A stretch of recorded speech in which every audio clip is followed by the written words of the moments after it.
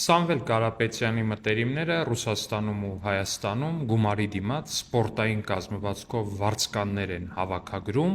Հայաստանում ակցիաներ ու ինչու չէ անկարգություններ անելու համար։ Այսպիսի տեղեկություն քիչ առաջ հայտնվեց մամուլում ու այն իհարկե դեռ պետք է ստուգվի ու ճշտվի, բայց եթե հանկարծ այն ստուգվի ու հաստատվի, ապա թույլ տվեք ես ի սկզբանե ասեմ, թե ինչ է սպասվում այդ ենթադրյալ վարձկաններին։ Նրանց սպասվում է շատ հետաքրքիր ուղեգիր դեպի ձերբակալվածների պահման վայրեր, սպասվում է շատ տխուր ավարտ նրանց ձեռնարկած բոլոր միջոցառումներին եւ եթե նրանք չափերը որոշեն շատ անցնել, նրանց կսպասի նաեւ երկարաժամկետ կալանք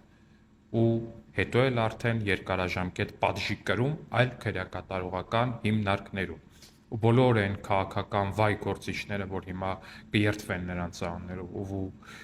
կօրհնեն նրանք ուղղակի կմոռանան նրանց գոյության մասին ընդամենը 1 ամիս հետո։ Մեկ անգամ եւս պետք է շեշտել, սա Կալուգայի Նիժնի Տաբր գյուղը չի։ Սա Հայաստանի Հանրապետությունն է, ու այդ ձեր սպարծիվկով սպորտային կազմվածքով վարձկանները այստեղ եղանակ չեն կարող ստեղծել։